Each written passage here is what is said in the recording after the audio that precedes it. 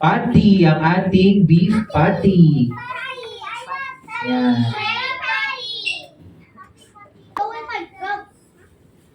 Yan. Onions. That's onions.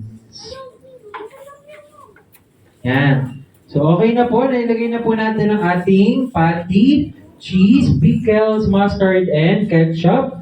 For our last part po, ilalagay na po natin ang bottom buns. Yan. You don't press a burger, you don't press it. Yan. Yan. Yan. So, i-wrap na po natin siya. Ready na po tayo. First, double look kay Kuya Julius kung paano po siya. Ihahawakan lang po natin ito. Ito first. Wait lang po. Ito lang po muna. Baliktad po. Yan. Look lang po kay Kuya Julius. Yan. Ito po muna yung ating ifo-fold. Yan. Fold po ng ganyan. Kung tama. Ayan. Baliktad. Yan. Ito po. Yan. Ganyan lang po. Hold lang muna ng ganyan. Yan, i-lift po natin yung burgers.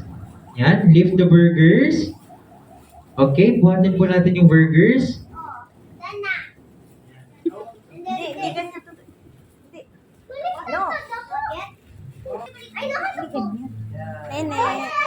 Nene. What's the next step? Yan, very good. Alitar po. Tapos. Wala. Kabilang kamay naman. Hello. Yan, very good. Tapos pasok lang natin dito mamaya. All the finger tayo. Yan, di ba? Third off. Nakaganyan na, di ba? Sa reviews, ganyan. Di ba? Tapos, bumuha din natin. Hold. Hold. Hold. Ganito? Awag mo muna to.